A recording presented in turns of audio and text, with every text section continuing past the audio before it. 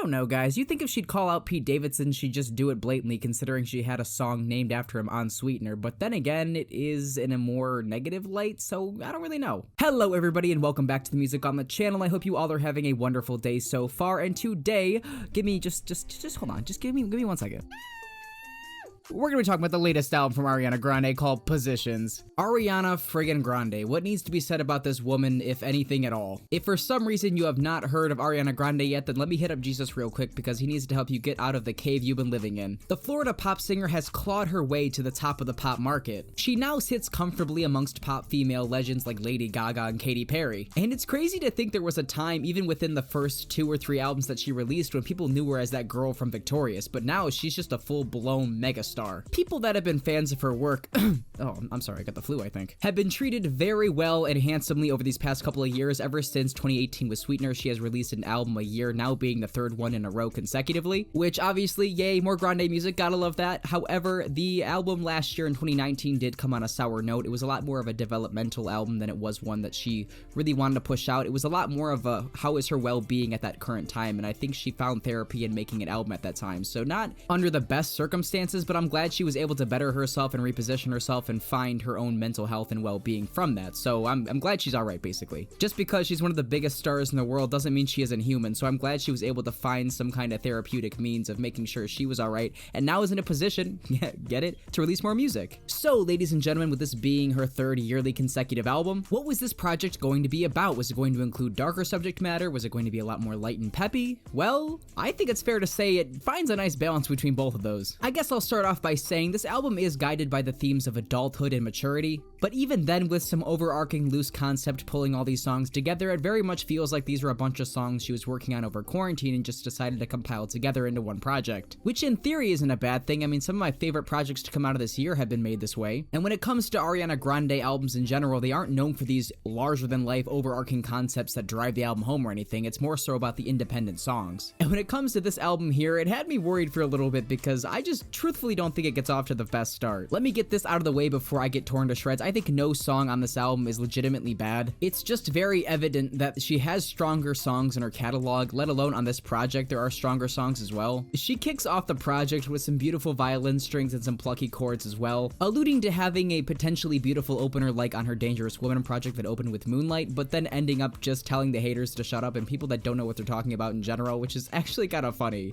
It sounds really elegant and sweet, but then her tone and what she's actually saying is a little sassy. But outside of these interesting elements, it doesn't do much to really stand out and is probably the weakest song she's opened an album with, maybe topping the My Everything intro, but that really set up the whole idea of the project. And if you thought there was a sliver of the innocent Ariana Grande left, then the next track, 34 plus 35, aka 69, puts all those rumors to rest. I remember sitting in the car the first time I heard this thinking like, yeah, she's come a long way from saying she just needs to walk side to side.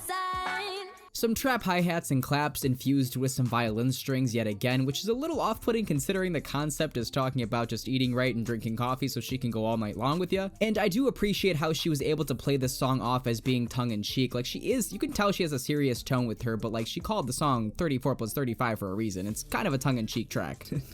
She literally says at the end of the track, that means I want a 69 with you. So yeah, how could you not take it as a joke? Like, I actually like did a little chuckle out loud when I heard that. But the off-putting trap instrumentals put up against her not so great writing kind of leaves something to be desired, and that's how I feel for pretty much every track up until 6:30. There's just something about them that is to be desired. They just feel like they're underwritten or underperformed in a certain way or certain aspect. My favorite song out of this bunch is Off the Table with The Weeknd, which I think is really sweet and elegant. I love how they make their collaboration this time less of an event, more low-key and spacious and atmospheric, but other than their vocals, nothing else really carries the track forward. It just sounds pretty, it sounds nice, but not a track that really stands out. Again, not a bad song, but to put it in perspective for you guys, I thought the Ty Dolla $ign song was gonna go over way worse, and it actually ended up being a lot better in my opinion. And at this point in the album, it really picks up steam. At least I appreciate the fact that she got all the songs I didn't like out of the way in the first leg, but once Safety Net hits, the rest of the album is just a joy from start to finish. A few issues I'll get into, but for the most part, I enjoyed the hell out of these tracks. Ty freaking $, man. How do you make like subpar to decent albums of your own and then come through on other people's projects and just kill it, man? The way he was backing up her vocals just by being in the background and supporting her vocals when they combined them together and they clashed, but it wasn't like an ugly clash, it was beautiful. Blows my mind. I don't know how he does it. I don't know how he's like, hey, I'm gonna put my best material on somebody else's album. I'm just gonna save the subpar shit for my own. The fact that they make it sound like everything is just echoing around you and the different vocal layers they add onto it, not their own vocals, but other people's vocal samples as well. And the way they both are singing their asses off on the hook, talking about tripping, falling, but not having a safety net, you feel for them. You feel scared for them. If the point is to say you have nobody relationship-wise to be there for you to help you through your tough decisions, then that point is driven way, way home on an emotional level. And my first stank face, like, oh my god, she's killing it moment came on the next track, My Hair. Good god, this is a great song. The jazz-infused production with the horns and the strings and the snapping, it all sounds great. It makes you feel like you're at a downtown dive bar, and Ariana Grande isn't a famous name, so you're just hearing some girl perform in a smoky atmosphere. She finds the perfect flow over this instrumental and rides it so beautifully. She has the swagger to it as well. Her vocals sound so on point. Love this track. The tempo and punching beat on Nasty reminds me a lot of Neon Guts by Lil Uzi and Pharrell. Did it for anybody else? In any case, doesn't take away from the song. I think it's one of the better moments where she infuses some more hip-hop elements into her music and it actually pans out really well. She could do this and make it sound pretty horrible and cringy, but she makes it sound pretty well. That probably is more of the engineer's work, but still, it sounds good. I don't know how you hear a song like Love Language and not have a smile on your face by the end of it. It sounds like a track that was ripped right out of the late 90s pop music and has this certain swagger yet again to Grande's music and the way she delivers her lines that just really makes you vibe with it. It's the kind of song that would soundtrack a music video that has a bunch of dudes just trying to do gymnastics just to be able to hold her hand. The strings make the song so bright, and I can't deny once she gets into her lower register on the chorus, I get some chills. And I'll be damned if this girl does not know how to make a pop song catchy as hell. I mean, the track Positions, switching up positions for you. You know when you're in like middle school and then you put glue sticks on your hand and you peel it off because it's like you're peeling your own skin, almost like you're a snake or something? Yeah, the chorus is more sticky than that. I like the concept of the song having a dual meaning. Obviously, it's the positions of, sexual positions, but it also means she's not scared to have those different positions and roles in your life, like spending time with your mom once in a while.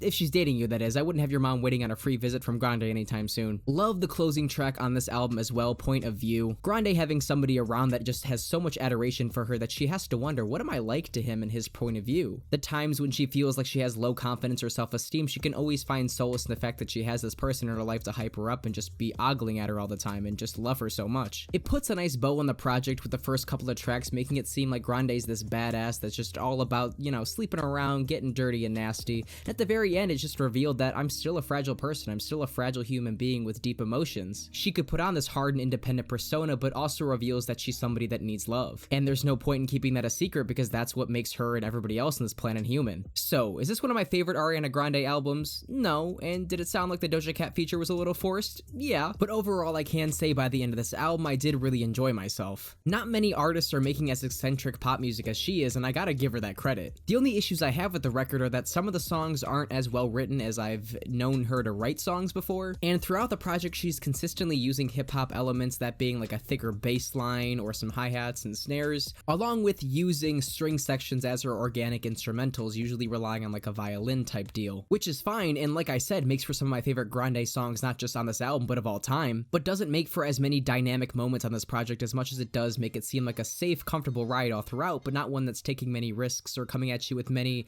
interesting, outlandish songs like there were a few on Thank You Next. Songs like Just Like Magic and 6:30 just felt like Grande on autopilot, just trying to reach that end goal of a runtime for her project. That being said though, Grande still knows how to make songs that are lush, catchy, beautiful, sometimes all at the same time. It's very cool to hear throughout her discography how that has evolved over the years, her kind of experimenting with raw and organic instrumentals and then implementing that into a way where it sounds so natural now in an album like we have with Positions. That comfortability though is a double-edged sword, because while it leads to some of the better songs I've heard her ever release, it also leads to some of the more dull and samey songs I've ever heard her release. I'm still glad we got this project, I'm still enjoying the tracks that I really do love, and I just appreciate Ariana Grande putting in the work to give her fans and people that enjoy her music albums year after year. A pretty good effort overall. Now I'm just patiently waiting for what the next release has in store for us. Not that we don't have plenty of Grande music now, she can definitely take her time. Now this is the part of the video where I rank this album out of the rest of Ariana Grande's discography, and I would still have to say that my favorite Grande album is Thank You Next. Some of her deepest subject matter and writing comes up on this project, and I just really love how diverse the production is all across this thing. Just one of my favorite projects, hands down, of that year when it came out, which was just last year. Followed by Dangerous Woman. Yes, I am putting rating this album that high. I do really enjoy this project just because it's pure pop fun. And then we are going to follow that with Sweetener. And then we're going to put Positions, My Everything, and in last, Yours Truly. And for my top 5 songs from the project, they honestly are all going to come from the second half, just a heads up. And that is going to have to be Safety Net, My Hair, Love Language, Positions, and Point of View. And I do believe that is all I got for you guys. Thank you so much for watching all the way into the end. If you made it all the way into the end, you know I truly appreciate that. Of course, this is just my opinion. What did you guys think about this album? Did you think I should have placed it higher, lower? Let me know in the comment section, or you can follow me on Instagram and Twitter, and we can talk about it there. Thank you guys so much for watching again. If you want to leave a like or subscribe, I'd appreciate that as well. And I'll catch you in the next one.